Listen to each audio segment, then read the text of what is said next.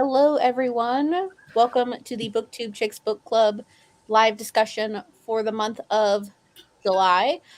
Tonight, we're going to be discussing Lightlark by Alex Aster, a book that was very hyped on Book Talk.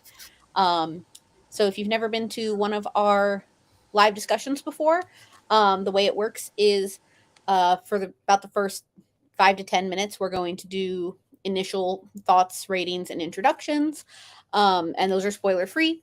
And then for about an hour after that, we are going to do a spoiler discussion about this book, and then we'll talk about next month and all that jazz. So my name is Chloe. You're on my channel, and I gave this book 3 stars. Basically, let me see if I can just read a synopsis here real quick. Welcome to the Centennial. Every 100 years, the island of Lightlark appears for only 100 days to host a deadly game where rulers of 6 realms fight to break their curses and win unparalleled power. Each ruler has something to hide. Each curse is uniquely wicked. To break them and save themselves and their realms, one ruler must die. To survive, Isla Crown must lie, cheat, betray, even as love complicates everything. Um, so yeah, I gave this book 3 stars. It's very layered, I think, and I didn't necessarily not like it, but I didn't necessarily really like it either. The layers kept it a little interesting. There were some shocking things that I wasn't expecting. Um, and then, without giving spoilers, there was some stuff with the romance that happened at the end that kind of has me interested in the second one, but I'm really not sure on that. So for me, I gave it 3 stars. And Desiree, since you're next to me, if you want to go ahead. So I give this 2 stars, though I will say that I thought it was better than Zodiac Academy, which I also gave 2 stars. So it's definitely a step up from that. um, but I just want to be honest and transparent and say that, like, going into this, I didn't even want to read it. And I think part of the reason why I didn't want to read it is because I've noticed this trend where there's people on social media who have really, really large followings. And when they write something, I think publishing just tends to bank on the fact that they have such a large following and that they're going to get those sales anyway. And like, I don't want to start naming people, but a lot of times those books just don't end up living up to the hype, I think. And I feel like this was one of those cases. So that's kind of how I was feeling about it before I even read it. But for me, it was just kind of okay. There was a lot of frustrating things, I think, and primarily in the naming conventions. And it's not even like that big of a thing, but it can pull you out of a story because it just feels like a lack of care that was taken in certain parts of the story. Like, it really feels like a lot of the things that she named felt like placeholders that she should have returned to but never did. And that was what was bothering me mostly at the beginning of the story, but like later on it got better and more interesting. Hi, I'm Kathleen, and my channel is For the Love of Books. Seems I was the only one who enjoyed this book, and I rated this purely because I enjoyed the heck out of this book. I rated it 4.5 stars. I don't know what it is, but I've been slumping for quite a while, and every single month, every book that we read for book club, I have to literally force myself to read it. And whether I enjoy it or not, it doesn't matter. This is the first time in a long ass time that I did not want to put the book down, and I was excited to pick it back up again. So the fact that this book is by no means perfect, the writing is super juvenile. It is clearly a debut novel. And there were moments that I was scratching my head. There were moments where I found the main character to be super annoying and this book was very distinctly young adult, is what I'm trying to say. However, I enjoyed the heck out of this book. I do not know why. I had a great experience reading this book, and I loved it to pieces. And so that's the reason I gave it 4.5 stars. It is by no means because I think this book is a literary masterpiece. It is because I just enjoyed reading it. It was fun for me. I wanted for it to keep going. And yeah, I really don't have much else to say besides the fact something about it just made me really purely enjoy this book. And this book actually kind of made me want to pick up another book, but I feel like another book would just put me in a reading slump again. So I don't know. I really, really love this book. And well, maybe your next book. Oh wait, you're still waiting for it. I was gonna say maybe your next book should be Fourth Wing, because it seems like people are saying like a lot of the same things about Fourth Wing. That's true. But, see, the thing is, I'm scared about Fourth Wing because it has almost perfect ratings on Goodreads, and it makes me nervous. Because your expectations are going to be really high. Right, exactly. Like this book, I went into it being like, I'm excited to read this book because, it's so hyped. And I met the author. She's really, really sweet. Like I find the author, she's just such a pure person from the vibe that she gave. But this book has like a 3.7 rating on Goodreads, which is what I would expect from a book that's so popular. If Fourth Wing has like 4.6 last time I checked, that's like super rare for a book that's so dang popular and, not Harry Potter. And so that Fourth Wing scares me. But anyway, this is probably my most successful book talk book because I like Desiree mentioned, I read Zodiac Academy because of Book Talk, and that was just a disaster. And I stopped trusting Book Talk as much because I agree with that assessment. because of Zodiac Academy. But I really, really liked Lightlark. Wait, just to confirm, this is YA, right? Yes, this is Okay. Although I think because there's like she's 19, so it's more like NA-ish, like but she markets it towards young adult audience. So before we go into like spoilers, are you gonna pick up another book? Like, are you in that reading zone now? I mean, because I put down Dark Matter just because I'm like, again, another book that it's when I'm reading it is interesting to me, but I'm like having to force myself to pick it back up. I read like 50 pages of it today. So yeah, it does. This book kind of make me want to start reading again just because I forgot how fun books it was. I'm so happy. I haven't seen you been so excited about a book in forever.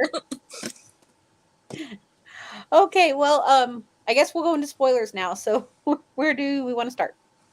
Okay, Desiree, please tell me, what is your beef with the name? To me, they were just names. I don't get it either. Some of the names made sense to me. For example, Celeste and the fact that she's from Starlight. It made sense to me because but that's the thing. Stars, they were all so on the nose. Yeah, and then the guy from Sky Isle is named Blue, and the guy from Sun Isle is named Gold. So like, it's just it was so like just they were very not creative. Like I think of all of the names, even though Celeste was just like obvious and like with the trend, it was still kind of annoying. Celeste was probably like the best one. What was the mean girl's name? The one that I wanted to Cleo. Yeah. What was her island? I don't remember. Rome, whatever. I don't remember what her island was, but it wasn't just the names of the characters. Then you're talking about like she had all these like compound names that just basically describe things. Like, okay, she's the main character is the ruler of an island, so her name is Isla in Spanish is island. So her name is essentially Island Crown. Like, come on. Like, and then we have the Star Stick and like the Bond Breaker and the Bond Maker, and it was just like, I don't know, like this is a fantasy. Get creative with the names. That's why I said that this is very it's very simplistic. This book is not at all a literary what was that one? I know that she called the sun a gold A thing. Yoki thing, yeah. There was another one that I showed you guys earlier, but that she describes it as something thing. Yeah. And I'm just like, that happened so many times. So many times where she was like, it's a this thing. Like, really? I only caught it twice, but I only caught it twice, yeah. I did mention that in my review. Let me see if I can pull up my review because I feel like I worded it really well. Yeah, right on page 13, Lightlark was a shiny, cliffy thing. Yeah, oh my god, that's so.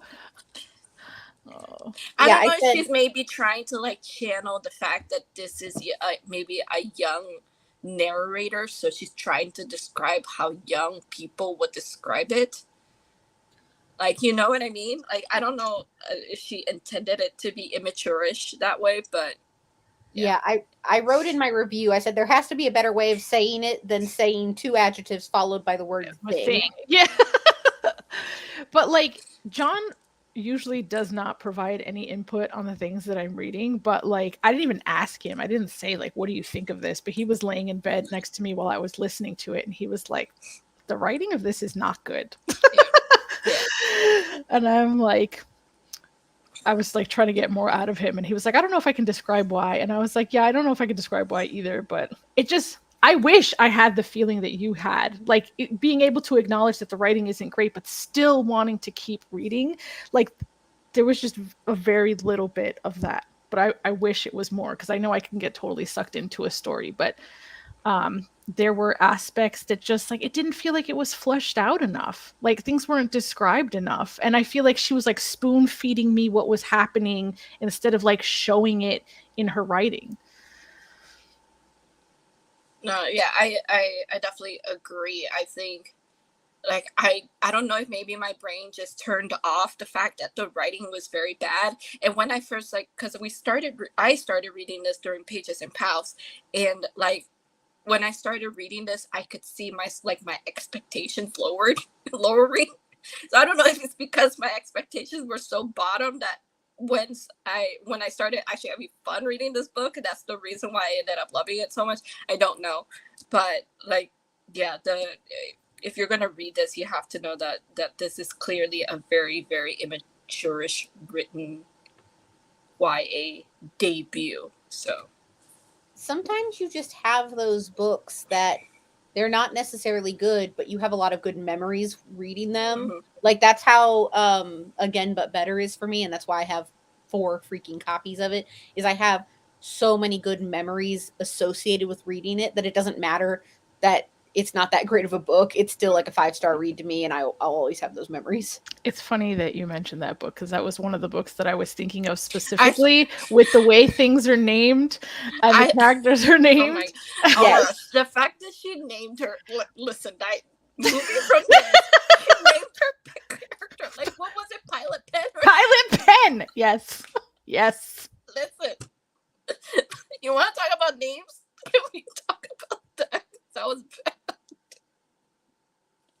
Like, when you had sent us that voice message and was saying about the luminaries, where it's like Monday, Tuesday, Wednesday, and all that, that makes sense of like, there wasn't a lot of effort put into a name thing. But I was trying to list the names in my head, and I was like, I don't understand what you mean by there's not a lot of effort, because I was like, those were interesting names, I thought. I mean, maybe they felt exotic to you because you weren't translating them from Spanish, but like the fact that the names were essentially Spanish words for colors is like, you know, it didn't feel creative to me because of that. I mean, I get it, but it's also like, to me, it's like those people who get Asian letters tattooed on their body, like the word faith or whatever, and sometimes they're not even spelled correctly. I digress, but still, it's, I guess, in her head, because Alex Aster is Hispanic, maybe to her it just made sense in her head. I don't know. I never watched her from the very beginning, because I know her entire TikTok is her process of writing Lightlark and then advertising it, marketing it in her TikTok, and then it going viral, and then her eventually getting big on social media because of her TikToks over her book. I wasn't there from the beginning, so I have no idea what her process was like in writing this book and naming the characters. So I have no idea if she actually named Outsourced some any of it, or like right, crowdsourced any of it. right. If she asked her character, because there are quite a few characters here, I don't know if she actually asked her audience to name some of her characters, but I don't know, it's possible. I could see her maybe if she has beta readers. I don't know if that was if she did that, asking her beta readers for suggestions of names. So I feel like I think, you know, even referring to Again But Better, that when you name characters like that, I feel like the only time it would fly is if you're like reading satire, right? And like the name itself is like a joke. And I think maybe that's why I just felt like, come on. I get what you mean, but to me, like, I was like, oh, okay, that name makes sense. Azul is, you know, the guy who is for this realm. Aro is for this realm, and you know, what was the dark guy's name?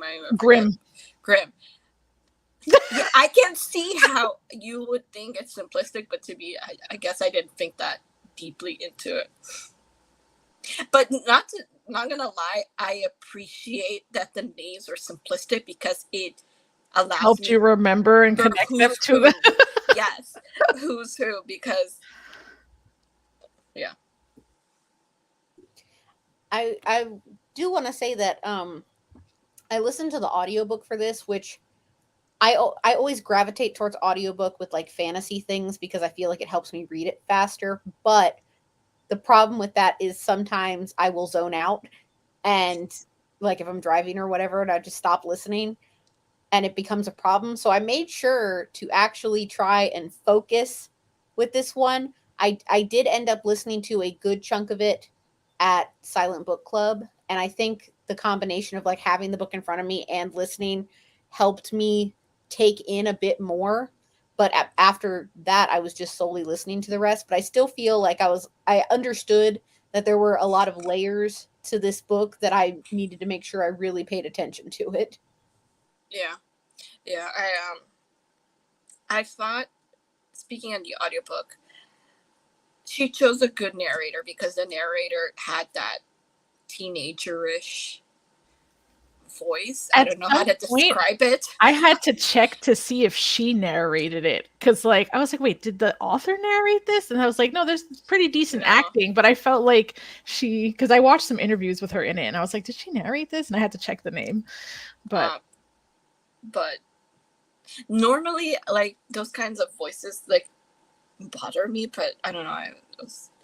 I got through it, so I did enjoy the audiobook for this. I know you've mentioned multiple times now that you feel like it had a lot of layers. I felt like the plot was kind of convoluted, honestly. Elaborate.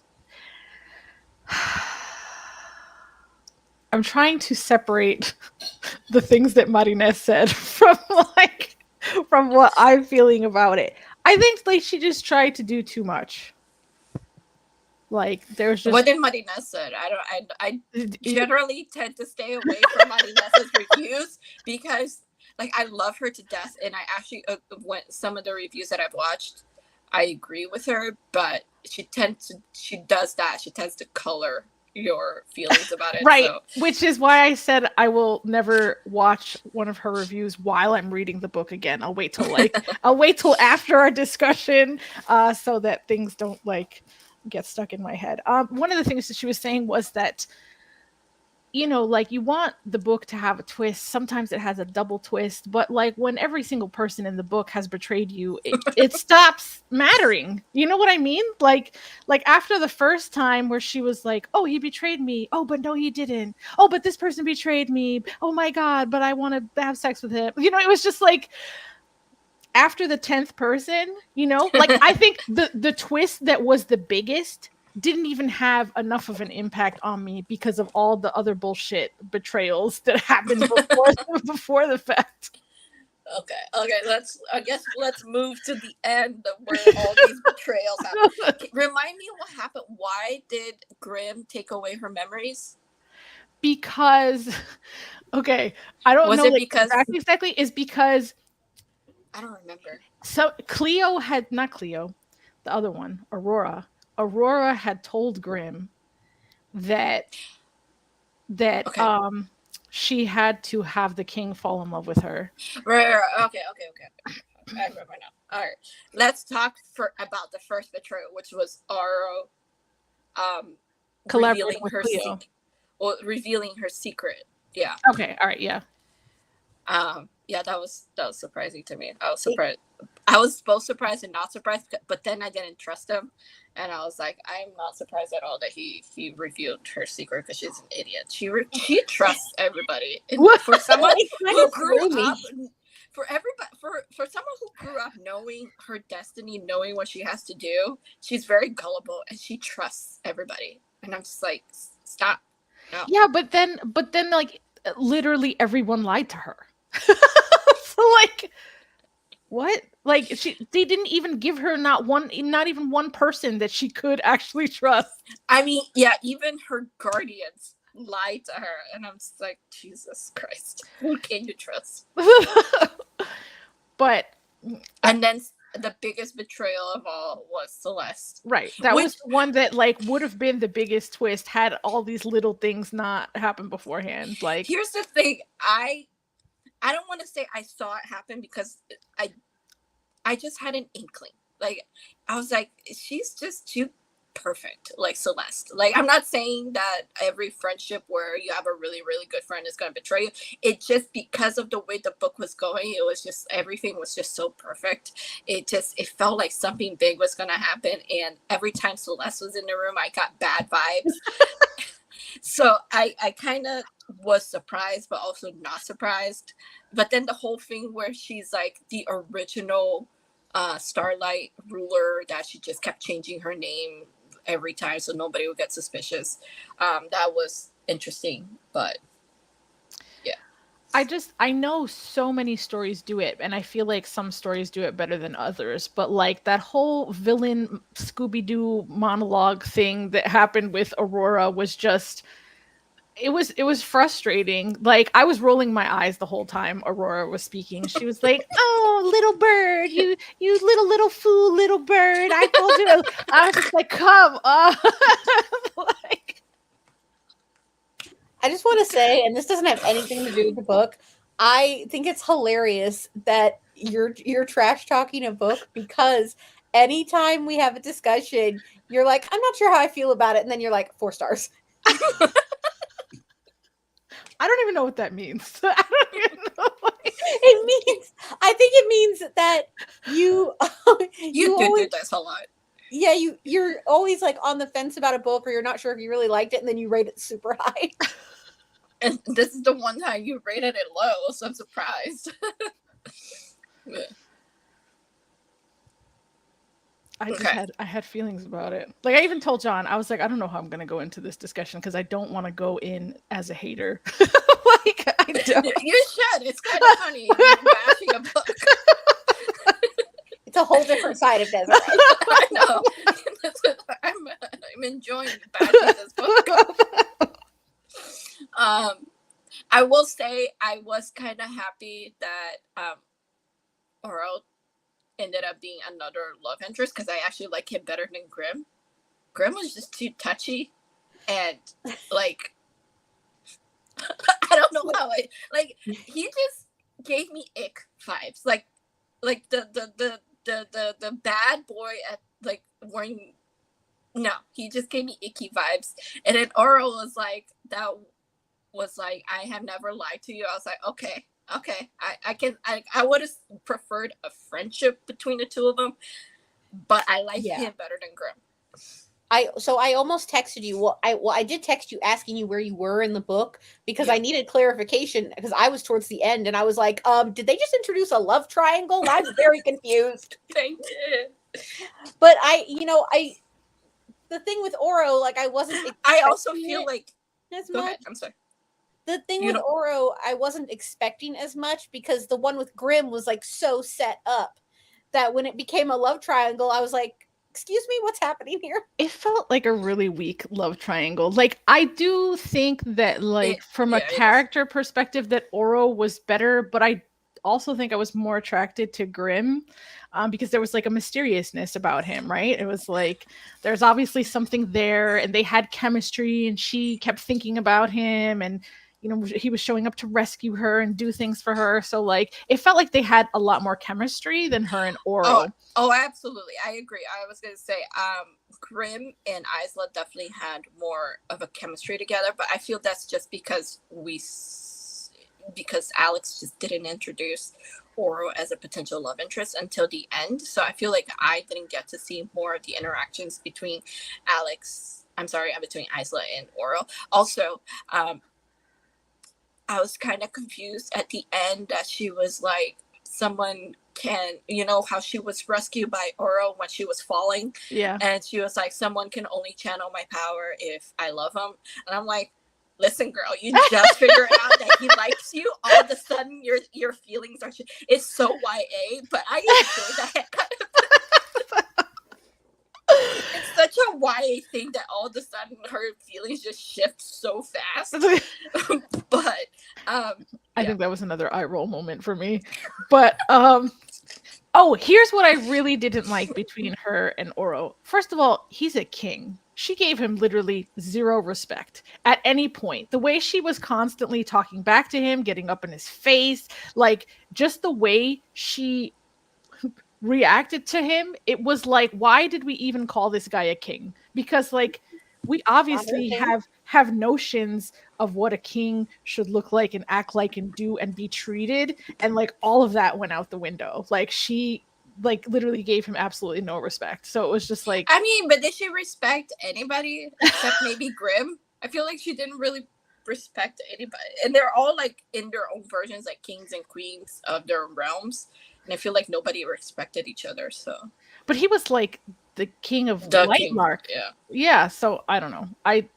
It seemed like with him she was like Mrs. Tough Girl, and then with Grimm it was just a whole different personality, and I couldn't understand why her and Oro were having this heated interaction where she was always getting up in his face when he's the one always being honest with her, and like he was never like doing anything weird or treating her weird or nasty or anything, and she's like being the meanest to him. So I didn't understand that.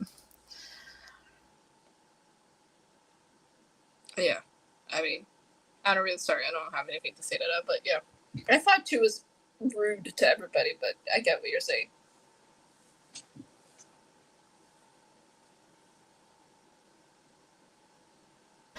And then I don't know, like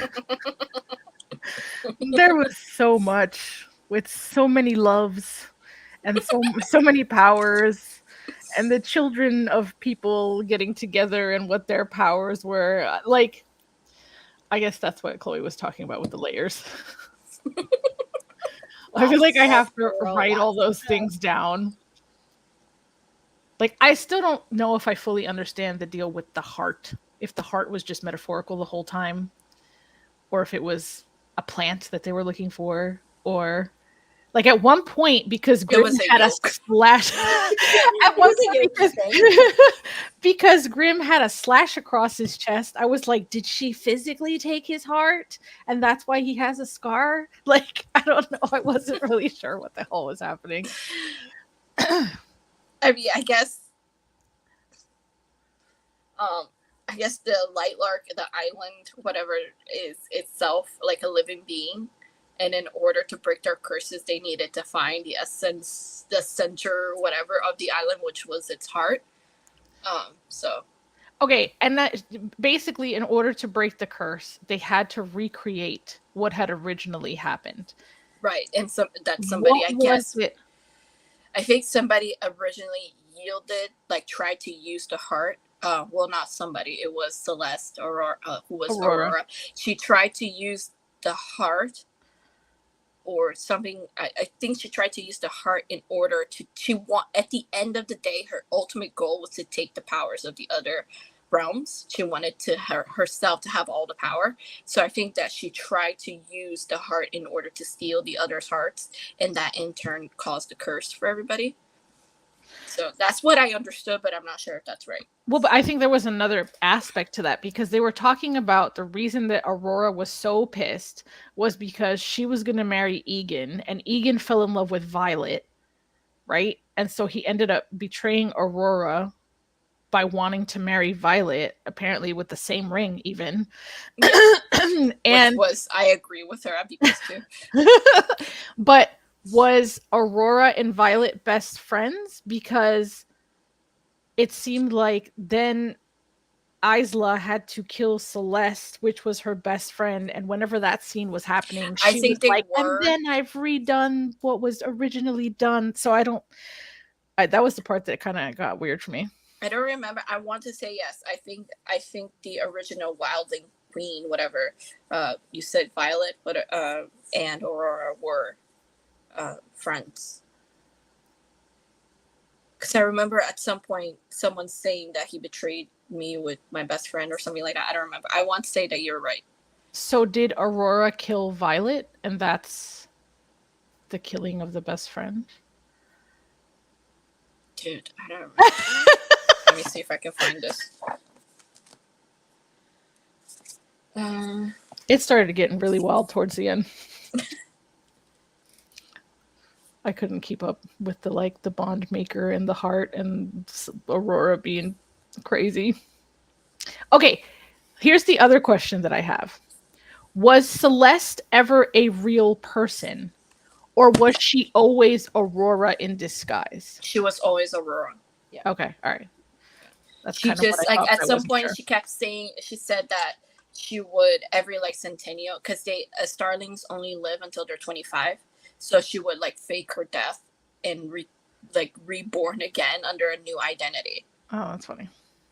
So okay, and then so Celeste had told her that the star stick was a starling item, but it wasn't. It was a nightling item that Grimm had given her so they could have a tryst.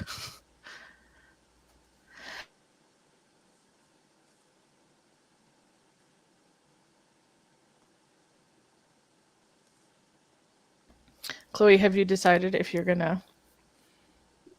Is this supposed to be a trilogy, a duology? Like, what are we talking about here? I don't know. Because I was reading the synopsis of the next one to see if it said like it was going to be the finale or whatever, and it didn't say anything. I mean, it comes out in November. I'm not going to be in any rush to read it, but probably once like the hype from the library dies down, I'll put it on hold. I don't want to wait too long if I forget, but I'm not sure how interested I am. Okay, so this is Aurora saying it. My brother was supposed to marry Aurora, but he fell in love with someone else, with her best friend. Okay, all right. So then, okay, and then he's like, okay, so this is now Aurora saying it. They meant to marry with a finger already, with a ring already on my finger. I was so angry. I used my shape-shifting flair to change into a beautiful wildling and convince this fool, pointing at Grimm, that he would have me that night if he gave me the most beautiful flower on the island. One I knew had bloomed into the remnants of Night Isle just weeks prior, the heart of Lightlark. So it is a flower. Something Egan had told me about as children. I tracked it, intending it for it to be a wedding gift. Instead, Grimm had unknowingly unlocked the heart for me to use. But the job was rushed. Since I had not found it myself, I could not yield it effectively. I cursed all the realms without really meaning to, even my own. Only I, the curse's creator, was left unharmed. Then I panicked. With all the rulers except for me dead, I would be the prime suspect. So I faked my death with the nightshade illusion using the heart. So not only was like all of this built on an accident, like she cursed everybody by accident, and she's still out here trying to like take everybody's power. And then the fact that like Isla thought she didn't have a power the entire time, but really she's the most powerful one because she has two of them. and she can't, like, I don't get it. Like, they said that they disguised, like, using her nightshade side, they hid. made her other power invisible. And not just that, but then because she was surrounded by liars growing up, they convinced her that she didn't have a power, so she would never even try looking for it or using it or See, this is recognizing why that I it was don't like there. Grimm, because he could have told her this. The fact that, first off, she fell in love with him, and then he erased her memories, which is like super invasive, and then he doesn't tell her the truth about herself. I mean, that's what Damon did.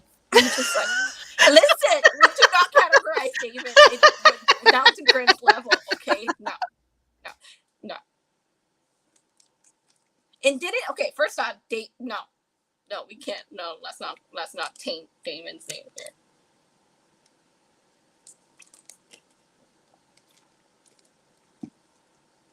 But yeah, I do agree. There's lots of layers to this, and I can see that it can be confusing. Especially because I feel like she didn't flesh it out enough. This book is 400 pages. Right. Maybe with another 100 pages, she could have like really fleshed out this ending, or maybe built more of the world, because Lightlark is so big, and there's so many moving parts to it, of all these realms, and there are bridges to every realm. Like and at the end, they said that Cleo like burned the bridge to her own realm, so that nobody would be able to go there. Nobody would be able to come to Lightlark. Yeah, I do agree that this could have been a little bit more fleshed out, because there's just a lot of holes that I don't know if she's going to answer in the second book. I know we've already said that the writing is kind of simplistic, but I think the plot itself could have been also simplified a little bit.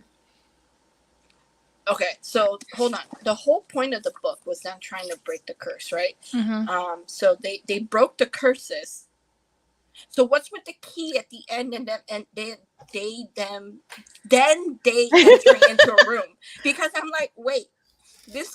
I was like reading chapter 55. I was like, this is a perfect ending. Why is there a sequel? And then we get to chapter 56, and there's like these 2 pages of them entering some random room. Yeah, but like, right, some random room. Like, there wasn't even enough in there to make me fucking care about where they went. Like, I care. Like, there could have been a cares. little That's bit important. more, like, a little bit more, like, oh, there was nothing in there. It was like key room, and that was it. That's what, I was like so confused. I was like, this book ended kind of. I mean, it wasn't written well, great, but it had an ending. They broke the curses. I mean, the Lightlark is left in shatters, but it'll pick itself up. But why? I was thinking, why is there a sequel? And then they opened some random room, and I'm like, what is happening? Well, the whole time she was looking for, oh, she's with Oro, right? Okay, so here's he had promised her that he would help her find the Wildling library, right? So maybe that's where they went. But why would she need?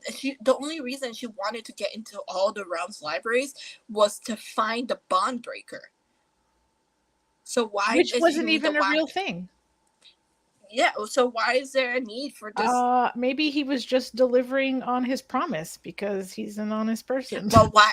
Okay, I get that, but how is that leading into the next book? Like, she didn't leave anything open-ended. Like, I feel like the next book, the curse is broken, right? So, like, what could the next book be? I didn't read the synopsis. I have no idea, but I would imagine the next book has to be about the love triangle. Which, listen, if she ends up with Grimm, I'm gonna be so upset. I will. Because he was like, "You'll come back to me. You'll get your memories back, and you'll come back to me." That's such a, like, that's so manipulative. I can't. Kat's probably already got the next book pre-ordered and everything. No, but it's just, like, I get it. They have so much more chemistry, and to be honest, I liked Grimm when they were together, because he's kind of like the flirty, like, I'm sexually harassing you, but I'm flirty and it's cute, whatever. So I did like him in some aspects, but I don't know why I just liked Oro so much more. And so, If Grimm is endgame, I'm gonna be so mad.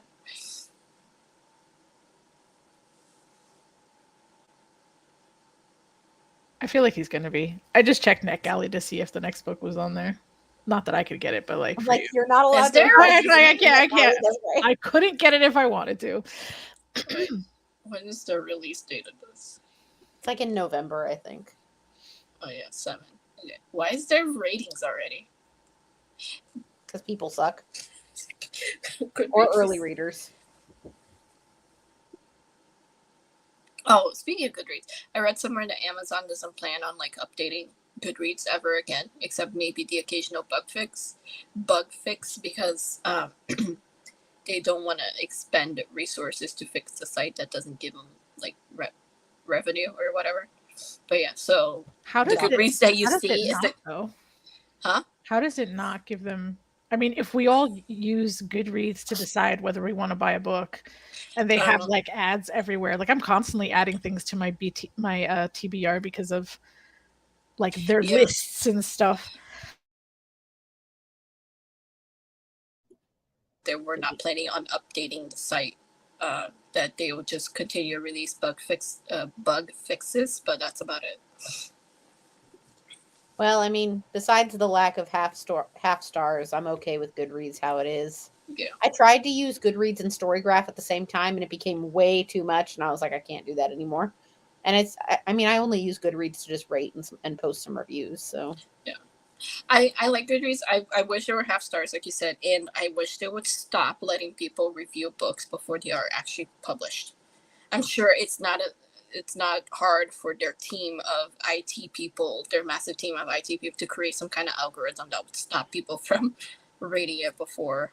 I mean, But we get ARCs before. yeah, ARC reviewers wouldn't be able to review it then. I wish there was more of a system of them going through and getting rid of the reviews that are like, I didn't read this, I just think it's terrible or whatever, and deleting those. Like more of a filter for that. You know, but the way there's so much social media nowadays, ARC reviewers can post on their own social medias and then they could release their review on publishing date. I don't know, that's just how Is there anything else we want to talk about with Lightlark? Usually the person who hates it have so much to rant. Usually has more. I mean, I feel like I've said everything I have to say. Think about it though. When Desiree really likes a book too, she's always asking us questions and keeping the conversation going. That's true. You're usually our moderator.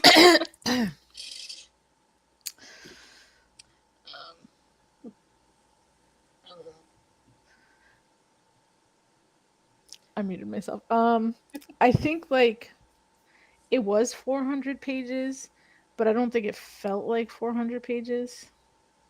So I guess that's a good thing. Oh, you know what? I'll say another good thing about it. I'll end on a really good note.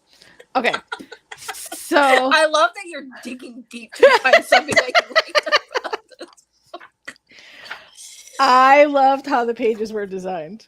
I loved that it had like the chapter titles and all these little thorny things on all the pages. I thought that was really nice. You love the thing that had nothing to do with the writing and everything to do with the publisher. Wait, does your book also have like the the naked dust jacket? The naked book, is it also like that? Oh no, no way! Hold on. Maybe Well, actually, I didn't look at it, but no, but it's gold. Yeah. Which version is yours? Mine is the Barnes and Nobles. That's a good question because I think mine's Barnes and Noble too. Because mine has it says the Barnes and Noble's exclusive edition. Oh, this is not an exclusive edition. But I'm pretty sure I got it at one of the Barnes and Noble like 50% off hardcover sales. or maybe I got it at Target. I don't know. But I had never looked at it naked, so that's pretty cool. That's what it looks like underneath. I might keep it just for that. It like sits on your shelf and you just stare at it like that. That's really pretty under there. I was expecting it to be blank, so that's kind of cool. Well, I guess we can go into final thoughts. I'm intrigued on what the second book may be about. I'm kind of interested on the romance thing. I know we touched on who's going to be endgame and stuff like that. Overall, this one was just okay for me, although I did pay a lot more attention to it than I have prior fantasies before. And I gave it 3 stars. Desiree? What is the name of the second book? Nightbane. Night what? Bane? Bane. B-A-N-E. Goodreads is not like loading for me. Oh, I just wanted to see to see if I care enough to read the second book. Hold on a second. Kat, you can go while I read this. Okay. I gave this 4.5 stars. This book, again, as I said, is by no means a literary masterpiece. The writing is very juvenile. It is clearly by someone who used all the YA tropes and loves using the YA tropes. The main character came across as very childish. The writing wasn't that great. I still had so much fun reading this book. I don't know what it is. It just, as someone who's been going through reading slumps for the past 2 years-ish, this is the first book in a long time that I have been excited to read, where I was reading and I just kind of didn't want to stop reading, and I was excited to pick it back up again when I had the time to read. So I absolutely love this book. I did give it 4.5 stars. I knocked off half a star because I just didn't think the book is 5 stars as far as it's as a literary piece of work. So I did knock off half a star, but if I had, because I enjoyed it so much, in my heart it is 5 stars. But I have to acknowledge that the fact that it is not perfect. I am excited to read Nightbane. I will definitely read Nightbane, and I hope that my ship sails. If not, I'll be very upset, but still. All right, so I gave it 2 stars. I felt like it was okay. And I don't know, based on the synopsis, I don't know if I necessarily want to read the second book, but sometimes FOMO and the hype, so who knows, maybe when it comes out, Kat will convince me to get it or something. But right now I'm not going to be like actively waiting for it. I hated her naming conventions, but after I got past that and just kind of accepted the naming, then things started to get a little bit better. But it was more interesting, but I still think she tried to tackle like way too many threads throughout the story. Like, it's layered, but I don't think it's layered in the best way. So there was just a lot going on. It felt a little convoluted, but as Martinez said, her writing was serviceable. So it wasn't bad. It did its job. It got the point across. But as Kat said, it was also somewhat juvenile. So if you go in it with low expectations, I'm sure it'll be fun and you can still enjoy it. So I'll give it a 2. You need to, if you're going to read the second book, you need to get it from the library. Don't buy it because you're not dedicated to it. Okay. Talking about August. How is it already August? Next month, we are going to be reading Ithaca by Claire North. This is a retelling of Odysseus. I briefly read the synopsis earlier today. And it's basically King Odysseus leads all of the men to war with Troy, and none of them come back, and Ithaca's basically run by women then. And I think we're following Odysseus's wife as the main character. But our live show for that book will be on Sunday, August 27th at 6 p.m. Eastern on this channel. So if you want to read Ithaca with us, make sure to come back on that day and we will be talking about it live. If you're a romance fan, Desiree and I are going to be talking about The Rewind by Alison Wynne Scotch next weekend on her channel. And that's going to be, when did I say that was? August 6th at 6 p.m. And Desiree's channel is linked in the description below. And you can follow us on Twitter at Quarter Romance for all of the romance reads. We read one every quarter. We have Pages and Pals next month. I can't remember the date off the top of my head, if anybody has that.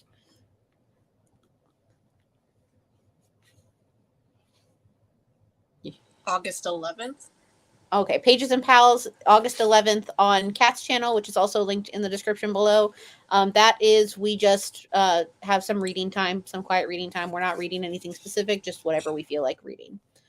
So that's everything that's going on for the next month. So hopefully you all will join us for one of those or all of those. And thank you so much for watching, and we'll see you all next month. Bye. Just muted myself.